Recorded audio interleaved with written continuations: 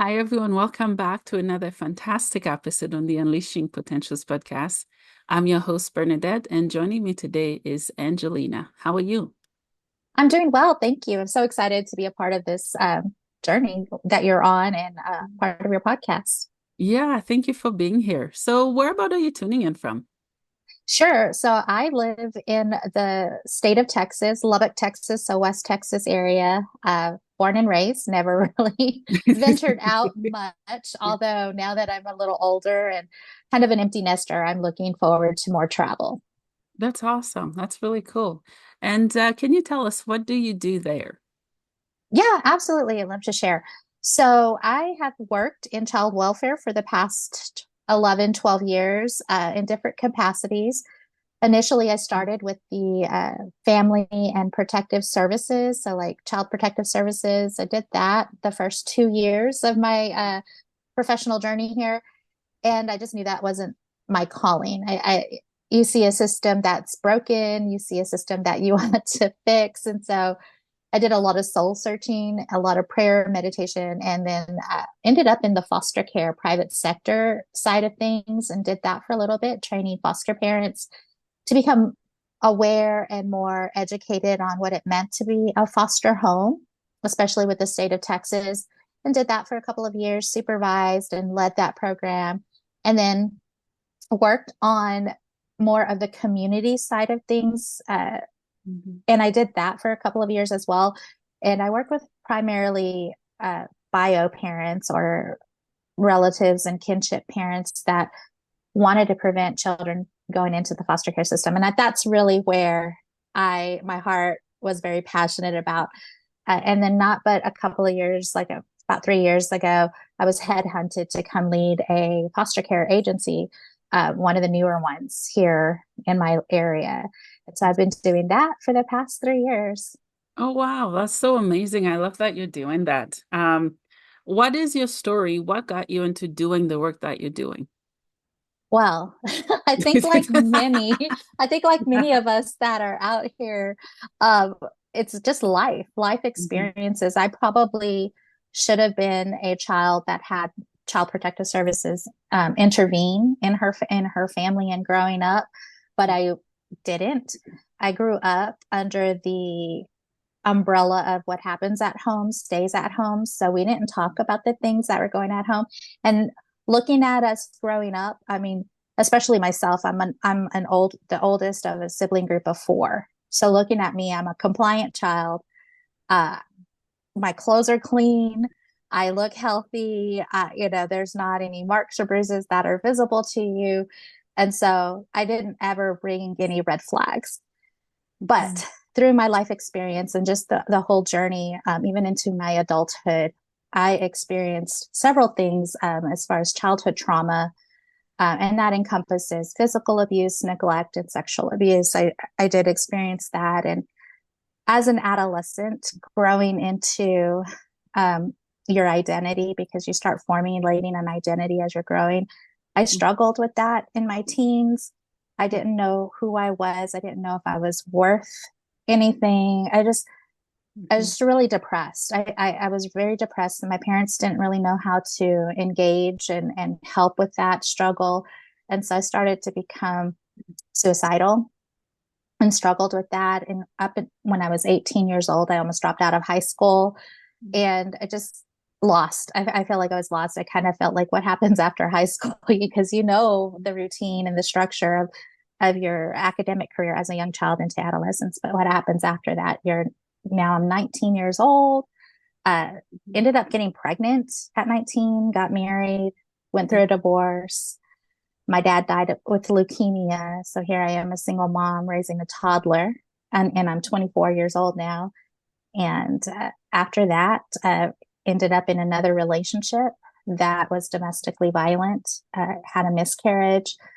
And because of the cycle of depression and just the cycle that I was going through, ended up marrying this guy and was with him for 7 years and birthed two more children from that relationship until I finally was done. And it wasn't even me that was done. What happened was he ended up having an affair and kicked me and the children out of the home. And so that was kind of what what I needed to break away. And so during that time too, and in between those years, my mother passed away unexpectedly. And, here I am, find myself at the age of 32 going, okay, now what can I do? What can I do with my life? My kids, looking down at my children who are adults now, who are healthy, functioning adults.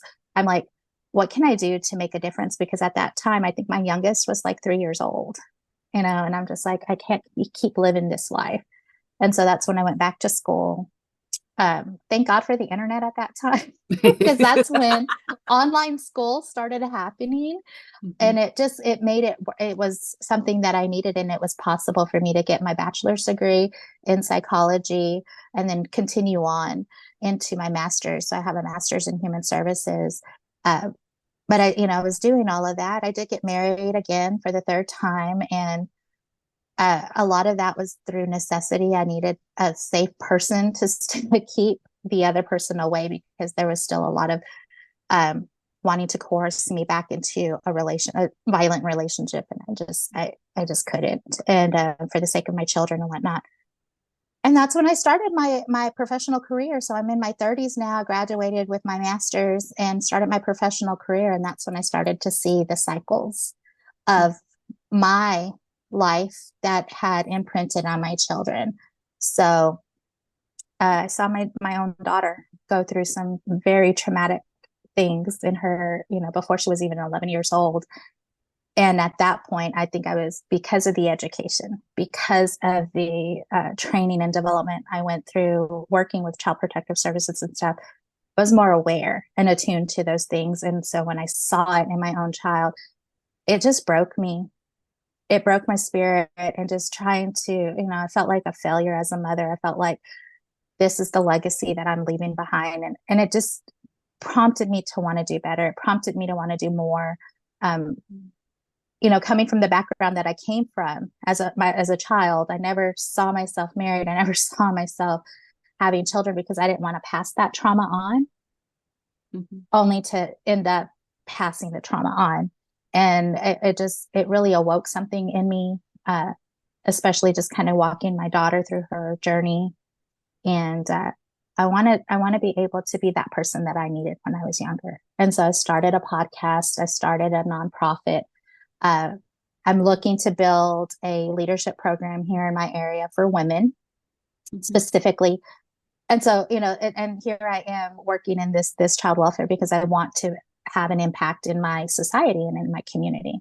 Yeah, yeah. Wow.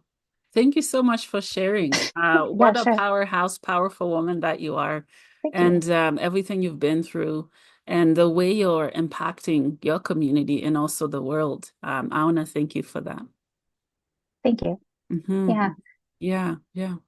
Yeah. I feel like if we don't, who will, And it Mhm. it's almost like this story. I'm not looking to save the world, because that is just an impossible thing to do.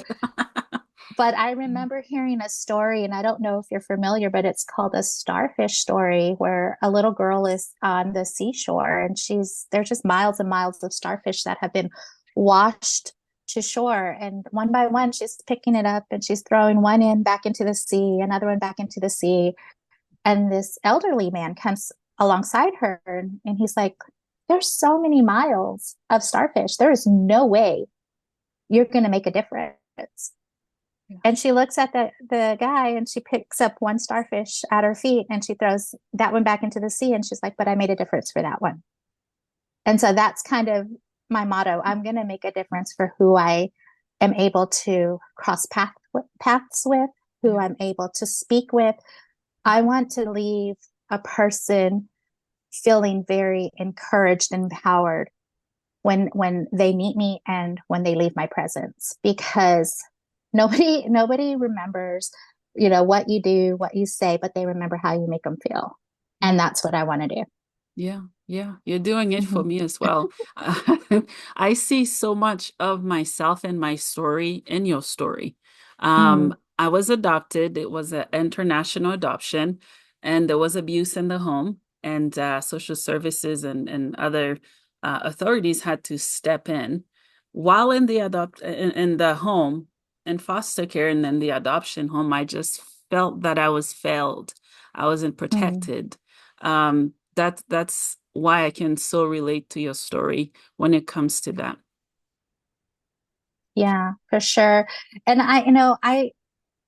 people think like, oh, children that go through traumatic situations in their family, like, why don't they harbor hard feelings towards their parents or, those things? And I'm like, when I tell my story, I feel like I've done enough healing. I'm still on my healing journey for sure. I don't think you completely heal from a situation like that because there's so much to unpack, but I heal every day and I share my story as part of that healing journey, and I'm very transparent with it because people need to know it's okay to share that, and you don't have to be angry at your mom and your dad, because what I've come to learn in my journey of healing is that my parents parented from where they knew, for good or bad. They made their choices, and they were given the tools that they knew, and they implemented them. So I don't fault them for that. And I can understand that. And especially having seen my own daughter go through her situation. Mhm. Um, and so I'm very at peace. I love my parents. I think they did what they could as much as they could. It definitely could have been far worse than it was, for sure. Uh, and I see that they also may have had undiagnosed mental health issues. They may have had emotional issues too. So I can see all of that. But again, it's taken me, here I am, 48 years old. So it's taken me Yeah. this long to really truly understand. And I know when I lead parenting groups, that's what I start off with. You're going to parent from where you know, whether that is, hey, this worked for me. It didn't, I'm still alive. I'm still kicking. I'm going to implement that in my own, with my own children and in my own parenting styles and philosophies, or no, this didn't work for me. And that can be good or bad, whether, and you make those drastic changes because it's from one extreme to another. Um, and so I've come to learn that. And so when I parent, it comes from an understanding of, okay, where are you at in this parenting journey? And let's talk about it, because what are the goals that you want to see? What do you want the outcomes you want for your children? And that's where you start, because a lot of parenting, you have to do inner work before you can see the results. Yeah, yeah, you're right. And I Yeah. so wish that kids came with instructions, but they Yes. don't. They don't, right? Uh-huh. Yeah, yeah, I'm hearing you so much, and I appreciate it when you're talking about parenting, parents parenting Mm-hmm. um others and whatnot. Um, Generational trauma, that's what I'm trying to say here. It Mm-hmm. started from a place and it got carried on and on and on and on. And at times Mm-hmm. for us younger generations, we're carrying things that we did not start, but it somehow is ingrained in us in our DNA. I know for myself that the work Yeah. has just begun. And there are some type of ways when I feel sometimes, I'm like, that's not me. That why would I think that, right? But when I talk to my mom, it's like I'm parenting her. So I always go back to the root of the Yeah. root, even though there's more roots, the more roots I find. Yeah, absolutely. And I appreciate you bringing up the patterns and the cycles, because it does become ingrained. It becomes part of our DNA. It becomes part of our genetics. And we don't even know that. Like, you don't even know that when you're being created. Like, you don't know that you're stepping into a life that has already been pre-designed, and it's not even your parents' design. They've inherited that.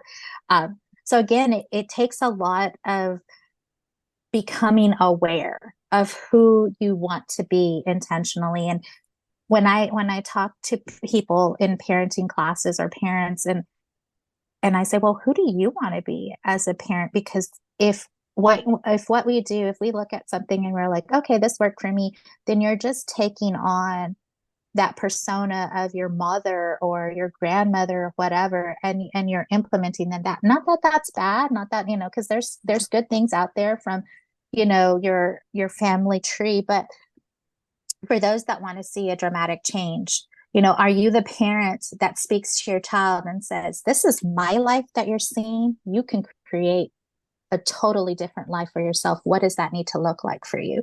Because that's where you break the chains, that's where you break the cycles, and that's where you can help guide your children into a different life that they didn't even know that they could create until you showed them. Yeah. Because we often operate, we talk about comfort zones, we operate in our comfort zones. And so when we are exposed to an environment, good or bad, we Mm-hmm. don't know the difference until somebody comes along and says, hey, you're not supposed to be treated like that as a child. People aren't supposed to put their hands on you and bruise you that way.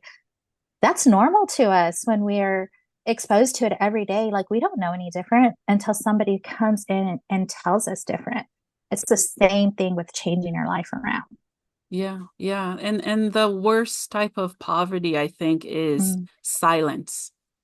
mm, yeah. People are not talking about it enough. There are incredible people like yourself, myself, and many others that are open. We're in the front line, whether we have certifications on, I don't have certifications, but I don't need it for what I went through. I have the right to speak of it. But there are Mm-hmm. people who don't speak up out of fear, shame, guilt, and judgment. And Mm, there's that side of society where we judge people because what they've been through is abnormal to us or different. And how are people supposed to speak up when they are told to not speak up before they can say a word? And that's true. And that's one thing that I've had to overcome too. And Mhm. honestly, I probably carried a lot of the guilt and shame from my childhood into my second pregnancy. So I'm a very spiritual person. I don't really wrap myself around religion, but I'm very spiritual. I believe in God, and I believe that He's there for me. I've seen Him work miracles in my life. Um, and so I'm going to share one of those stories with you. I was pregnant with my daughter, and I'm pretty pregnant. I'm like, I'm like 7, 8 months pregnant. And I remember sitting in a church one day and just having those silent conversations. And I'm just like, I'm telling God, I'm like, if you're real, then tell me you're real. Show me you're real. I want you to call me and welcome me to the front of this church. I want to know it's you, and I will know it's you, because if I get called up there, then I know it's you, because this is a conversation I'm having with you in my own mind. And not right at that last sentence, at that last drop of the period, I get called to the front of the church. And so, yeah, I get prayed over, and I'm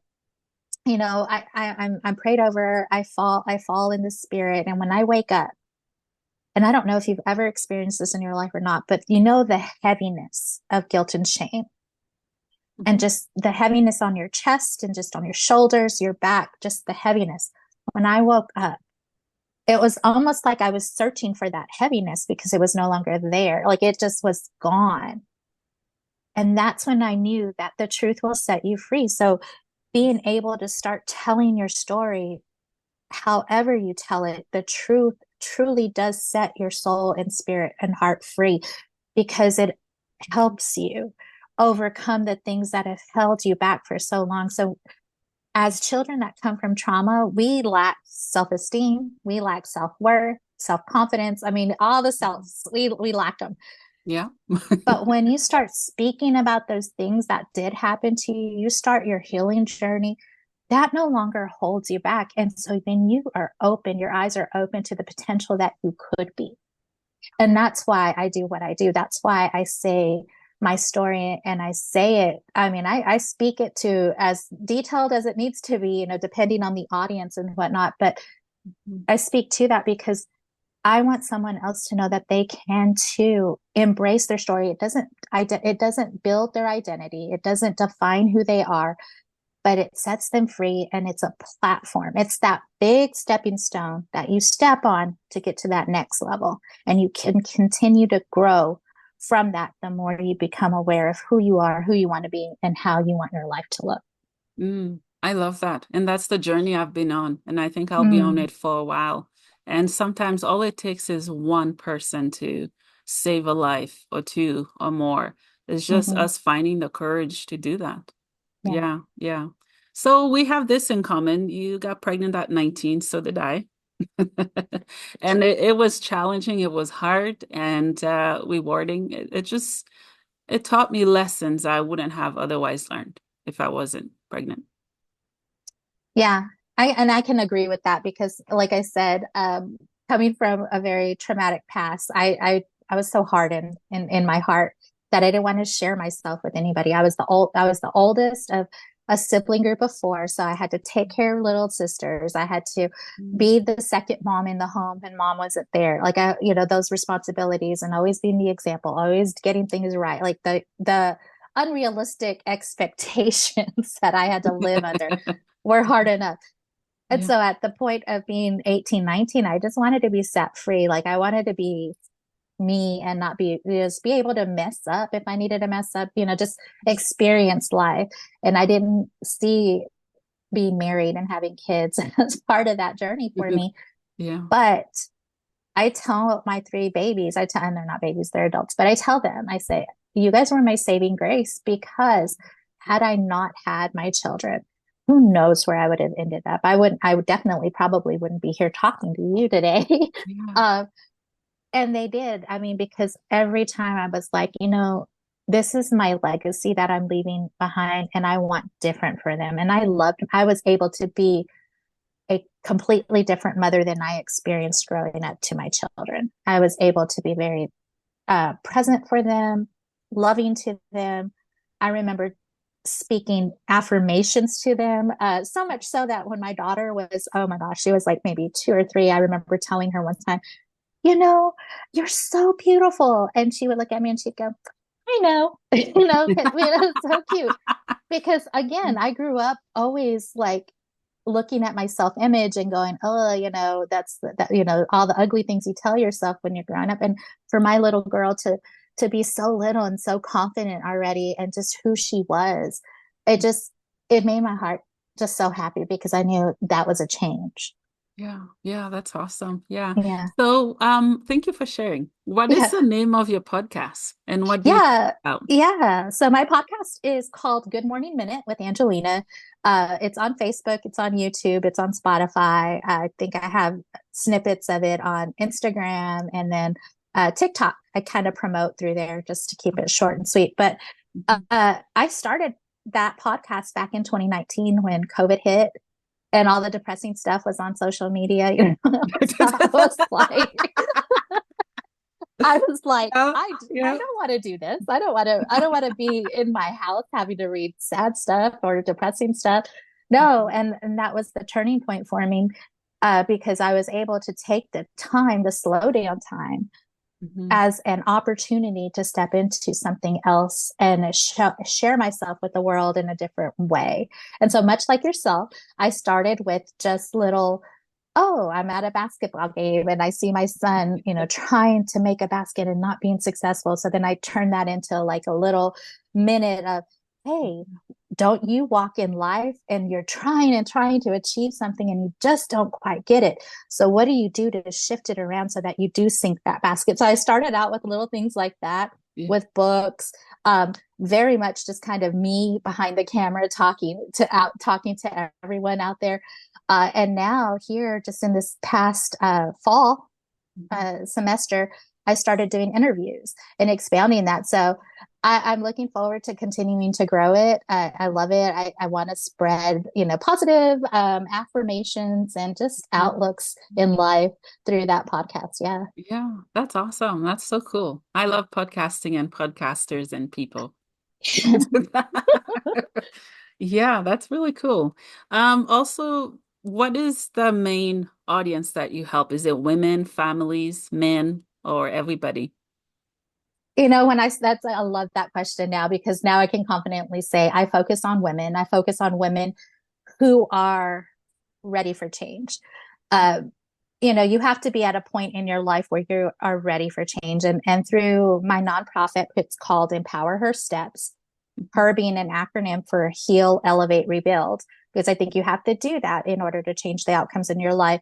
Uh, I want to mentor and I want to coach those women into making those goals for themselves. And I think you have to be in a mindset where you're ready to let go of the things that have held you back in order to step forward. But right now, my focus is women, specifically single moms with children, because I just understand that journey. But eventually, I do see myself growing and expanding to serving other populations for sure. Yeah, that's awesome. That's really cool. Is there anything else you'd like to share that I didn't get to ask you? Um, I don't know. I mean, I'm pretty much an open book. I am in the midst of writing my own story. So hopefully that book will be published within the next year. It's kind of a pickup and do when I got the spare time and stuff, but I definitely want to do that. And for sure, uh, looking to build my women's leadership program here within the next couple of months or so. So yeah, I'm Ooh, excited. Yeah. woohoo, that's exciting. Look at you go, changing the world. One starfish at a Wow. time. Yeah, that's Yeah. really exciting. Yeah. So, for people who's watching, let's say some people want to connect with you, what Yeah. would be the process of you starting to work with them? Yeah, absolutely. So, like I said, I'm on all of the social platforms. Angelina Mojica. I don't hide under anything else. Like you can Google me, Angelina Mojica. I do have a website. It's not very active right now, but it's angelinamojica dot cfle dot com. So I do that. And I mean, if you get on my socials, you can direct message me, or I think even my email is on there, angelinamojica.cfla or CFLE at gmail.com. Um, yeah. Yeah, awesome, awesome. Yeah, my last question, I think it's the last one. My brain does this all the time, so what is the meaning of life for you? Oh, I love that. I think the meaning of life is for you to create Mm, your life, to create what it is that makes you happy, that brings you joy, that brings you peace. Like that's the meaning of life and the legacy you leave behind. So, like, just going back to what I said earlier, what do you want someone to say at your funeral? What you want them to be able to talk about the way you've made them feel, the impact that you were in their life. Yeah, Mm-hmm. that's awesome. Yeah. Mm-hmm. Well, at my funeral, I'm gonna send out a bunch of letters of exactly what people should say. I'm kidding. Yeah, yeah, yeah. That would be interesting. Yeah. So, Angelina, what do you want people to get out of this amazing episode before we wrap up? Sure. I think my piece of legacy, or just my piece of advice to leave behind, is you have everything you need to change your life around.